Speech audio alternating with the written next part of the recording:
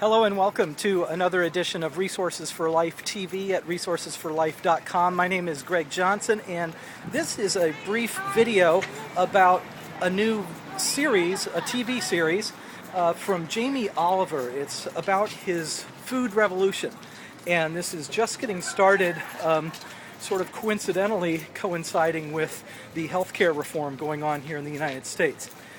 The show essentially revolves around Jamie's campaign to encourage better food production and consumption by everyone, but most specifically he's starting out with a school in West Virginia which, although he's shocked by the kind of food they're serving there, it's really not unique to that school. It's kind of common in the United States for schools to provide really institutionalized kind of prepackaged, pre-processed, frozen, reheated types of foods that are not always the most nutritious, let's say. And so anyway, after seeing the first show, the show kind of ends on what appears to be sort of a hopeless, I won't spoil it for you, but it really doesn't look good at the end for Jamie with this show. He's kind of turned the entire community against him. It's obviously a delicate issue when you go into a community and you start telling people that their food is killing their kids and that type of thing.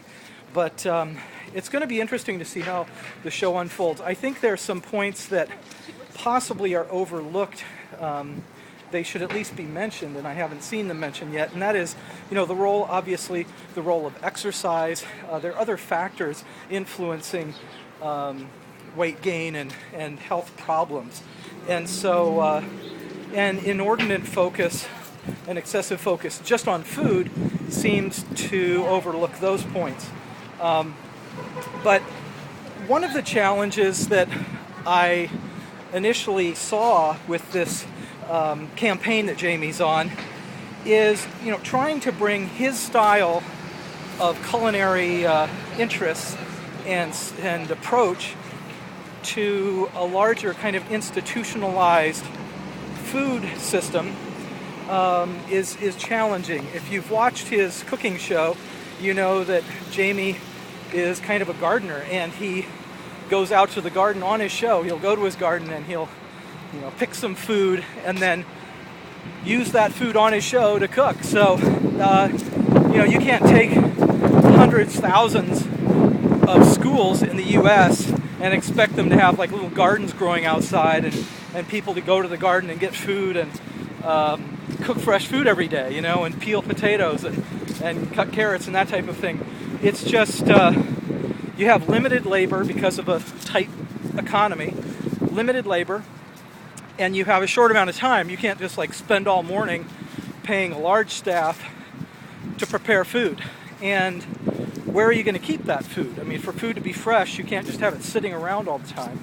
So there are a number of complications to what he's proposing, and I'm really curious to see how he thinks that this can be done. But in the process of thinking that through, I was reminded of a weekend I spent at a college actually near Iowa City. It's MUM, Maharishi University of Management. I spent a weekend there volunteering and had a tour of their kitchen. I was doing some work actually with the food services there.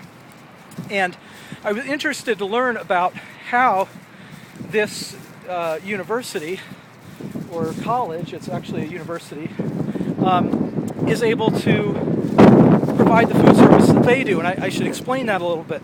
At this Maharishi University of Management, you can find it online, they have everyday, fresh, organic, vegetarian food served to hundreds of people.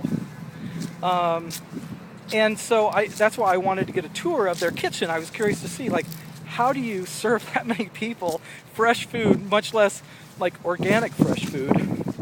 I think Jamie would probably be interested as well. And, it turns out you feel like, tiny people cooking food for a giant, It's not that complicated. It's just you're working with really big containers, big vats of things. And all the water used was, it's still in use today, is reverse osmosis water. So it's like incredibly pure and nutritious food. And they're able to do this. So the way it works is, you have to have some extra staff people, but I guess there's nothing wrong with creating a few jobs, Why should we let frozen food products cause somebody to lose their income, Let's just move to more nutritious, natural and fresh foods, even if it costs, a salary that you have to create. Anyway, so yeah, you have a few more workers, and essentially you just gear a kitchen to improve food production.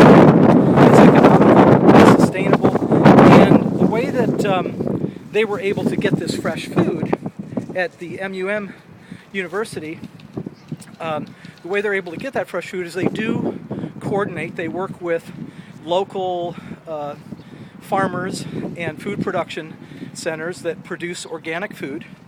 It certainly bolsters the business because here's this huge client that wants a lot of product on a regular basis. They're getting organic milk, organic vegetables. There are year-round sources because there are some greenhouses in that area. So anyway, I thought I'd mention this in my first review of the show, and there's also a written review on my website. I'll provide a link here if you're here on YouTube.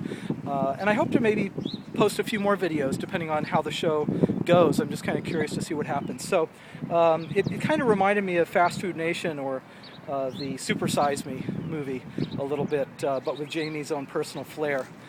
You'll have to take a look at it if you haven't had a chance to watch. So it's called Jamie Oliver's Food Revolution, and you can find it probably through his website, and it's on Hulu.